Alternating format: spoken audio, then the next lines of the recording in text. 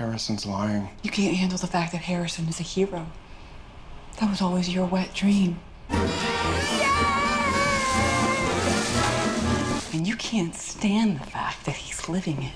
Hey guys, Pete here. This will be my breakdown for Dexter New Blood Episode 4. H's for Hero moved things along quite a bit and left the impression that we're past the table setting portion of the season. Things are officially getting interesting now with a lot of new information to consider. In this video, I'll recap everything that happened and then talk about what stood out to me and what I'm thinking about as far as where this is going. And we'll get into all of that after a quick spoiler warning. If you haven't watched New Blood Episode 4 yet, then this video won't be for you. And with that out of the way, let's get into it.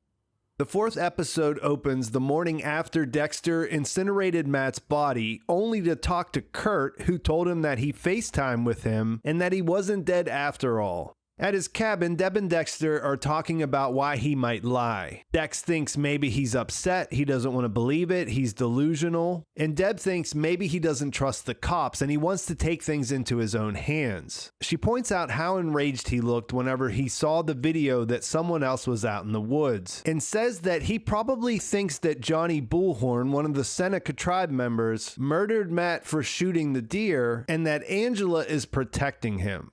Based on what the characters know at this point, it's a fine theory, but it's all undermined for us as viewers by the end of the episode. We see Harrison wake up and he uses the term fuck nuggets when he's talking about the wrestling team. And this leads to a conversation between the two about Aunt Deb, who used to use that same saying. It's funny because Dex says that she's in my thoughts all the time, but it kind of stood out how they were talking about her and more specifically about Harrison's memories. Kurt comes into the police station and can't answer many of Angela's questions. He wasn't sure where he was, but it looked like a hotel room, and he says that Matt told him that he was in New York City. And he tries to change the subject, saying that if it's about the deer being killed on Seneca lands, he'll pay for it. He always cleans up after Matt's messes, but she points out that that's not her jurisdiction. She wants to talk to Matt for herself. She's been trying to call and his phone just goes straight to voicemail. And even though Kurt didn't want to bring it up, he tells her that it looked like Matt was high and that he hadn't slept for days. He does this sometimes. He goes on benders and weeks or months could pass with them not talking to each other. He tells her that Matt asked for money and he turned him down, and that he wasn't answering any of his calls after that either. After he leaves, Molly comes to her office. She's there talking to Logan, they hooked up, and at first Angela acts put off because she volunteered to help for the search, saying she was a concerned citizen and not letting on that she was actually a podcaster. As they go back and forth, it's obvious that she's paying close attention to the case and that she's there sniffing around for clues or answers. She's a fast talker, she has no filter, so she's basically a perfect podcaster. And you can see that she's making some good points and that Angela is taking notice before she threatens to arrest her for interfering with an investigation if she doesn't leave. The whole thing feels like there's a team up that's going to happen, and when she comes back later in the episode and starts making martinis in her office, that starts to come together. She gives her a folder and starts talking about all the girls on her Carrie from Homeland board, and it turns out she posted pictures on her Instagram and found out one of the girls was just a runaway when her followers tracked her down.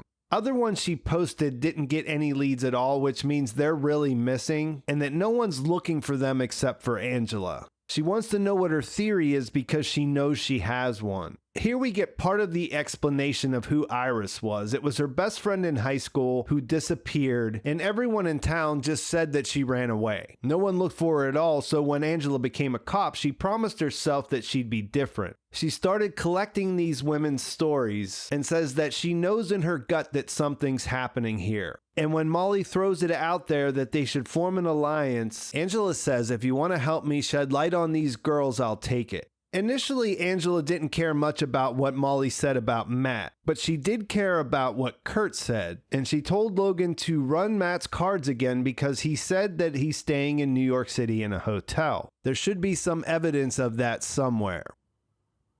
At the school, Harrison's texting with Audrey, who sent him Molly's podcast, which is called Marry Fucking Kill. He scrolls through the episodes, it's all the famous serial killers, and he stops at the one about Trinity. He starts to listen and fast forwards to his last kill, and as he listens to the story of his mother's death, he looks pained to hear about how as a young child he was left alone in a pool of her blood. And she tops it off by saying, "How fucked up is that kid now, am I right?" Then it cuts to Dexter at the store, and we see him get an emergency alert on his phone. It's about the high school being on lockdown. As he's rushing in, he sees that Ethan's being rolled out on a stretcher covered in blood, and he's reunited with Harrison, who has a stab wound. There's blood everywhere, and we can see Dexter putting the scene together in his head. As he's doing that, Angela asks about a potential school shooting, and Harrison explains that that's how it all started. Ethan told him he wanted to get revenge against the kids who were bullying him, and that he was going to bring guns to school. He told him because he wanted him to do it with him, and then he describes how he got stabbed, having turned the tables, slashing Ethan's leg.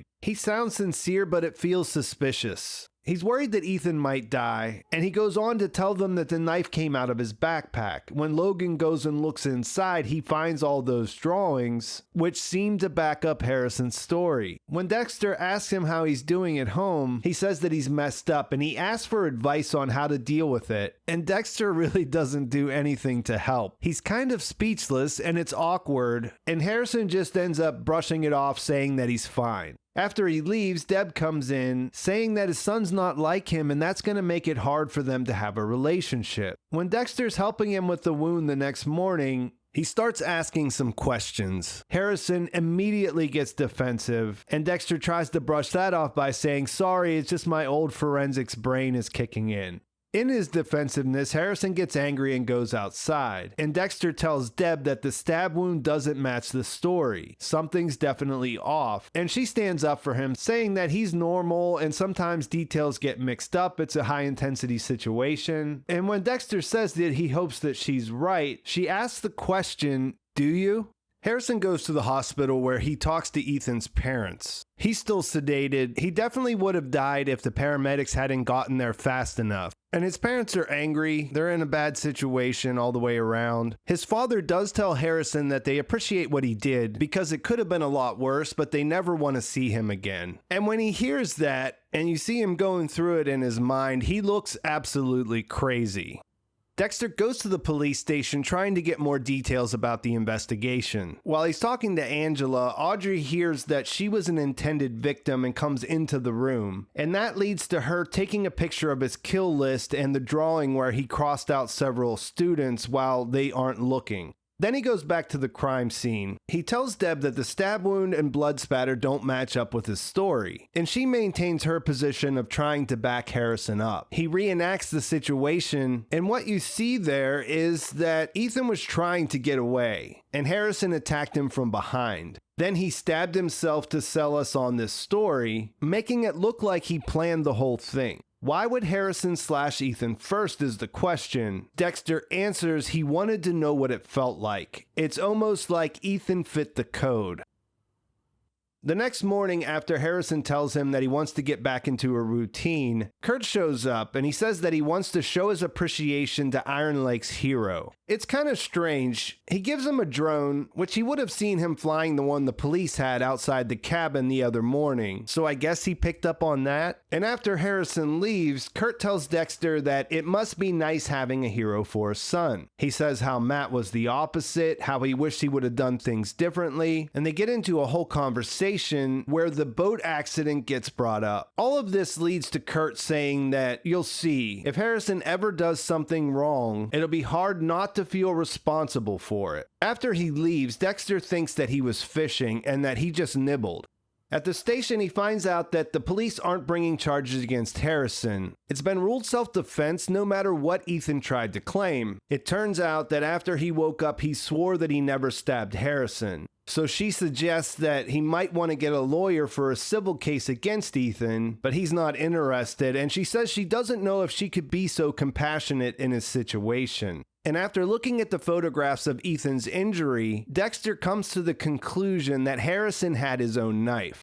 Kurt had had some interactions with a girl who was camped out in the truck stop. He spoke to her earlier in the episode where apparently he gave her some money. So when he talks to her again after she didn't leave, he offers her a job instead so she can make her own money. She's not interested though because she's trying to leave town. At the high school, Logan came in to talk to all the students that were on Ethan's list. And since Harrison's there, Dexter uses this time that he's away to search his room.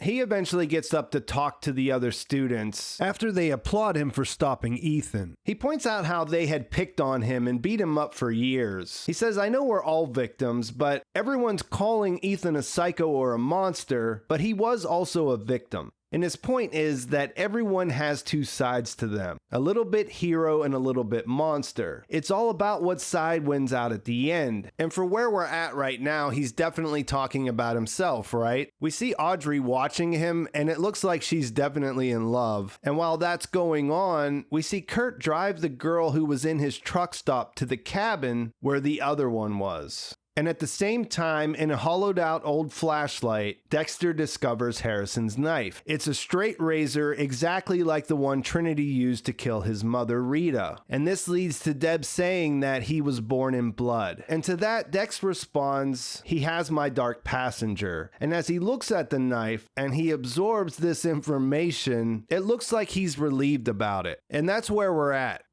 It's a strong ending to cap off the introduction to Dexter's new life in Iron Lake, and it pulled me right into this revival. The way all three of these scenarios, Harrison's situation, Dexter finding the knife, and Kurt being revealed as being connected to the missing girls, the way they were all playing out simultaneously has me excited for how things will ramp up. I have to say I was properly surprised at the twist of the school shooting scenario. They got me through the name of the episode, H is for Hero. That's been out there for a couple of weeks. And by leaning in on Harrison's sense of justice and his standing up for the bullied kid in the last episode. Plus, him having a dark passenger is such a bonus for Dexter. It solves all his problems in a scenario where they can connect because they have this thing in common. It's not great if your son has the makings of a serial killer, unless you are literally a serial killer like Dexter. And I'll just throw it out there that it seems a little bit too convenient. It fits into what Dexter wants to believe, which makes it suspicious.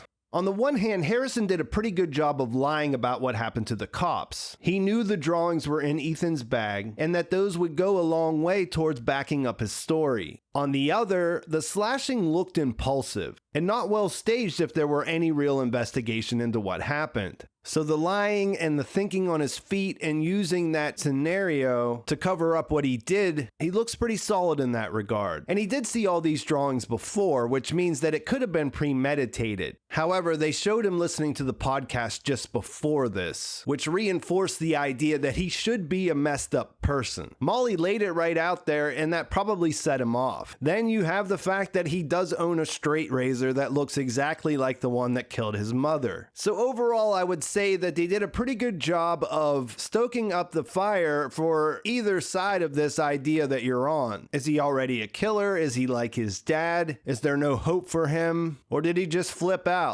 On the Kurt side of things, he didn't really sell the story about Matt calling him. And I guess on some level, he doesn't know that his son is actually dead. There's a good chance, but there may be a part of him that thinks that he just ran away. And so he's hoping that he might still show up. It was pretty confusing about why he would lie if he wasn't trying to shut the investigation down to protect himself. Seeing him at the cabin with this new girl appears to confirm that. And like I said, I never really thought that this might be somebody else that was doing this. There may be other people involved, but they didn't try to disguise Clancy Brown's face or anything whenever they were leading up to this. So that definitely looks like him in those scenes. Him showing an interest in Harrison's also interesting because something has to happen in order for Dexter to get onto the fact that there's something going on with Kurt. Obviously, he's interested about why he's lying, but he needs to figure out what's going on in order for Kurt to become the kind of threat that will be necessary for him to take him out. That connection with Harrison might have something to do with it. And where we're at now, there's a lot of things that could go wrong for Team Dexter here. The crime scene doesn't back up Harrison's story. If anyone looks into it at all, they're going to come to the same conclusion that Dexter did. And where they're at now, he has every reason to believe that he wouldn't be able to tell his father the truth. He put the story out there, now he has to stick with it.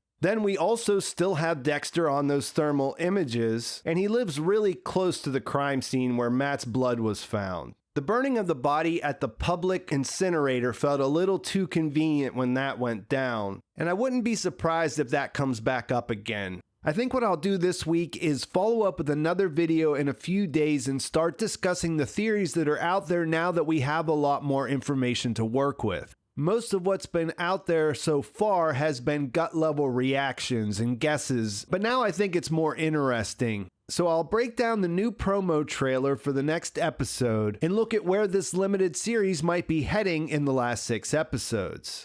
I do have to say I'm enjoying Molly pushing her way into the middle of things, and expect her alliance with Angela to keep things exciting. The character's annoying, but it's in a way that's a nice contrast to the locals. Plus, she is Dexter's worst nightmare in a lot of ways, and I think that's a good place to leave things. Let me know in the comments what you like or dislike about the series so far, which questions do you think are the most important, and what theories do you have or want to discuss in the upcoming video. Please like this video if you enjoyed it, please subscribe to my channel if you haven't already, and thanks for watching. I'll talk to you soon.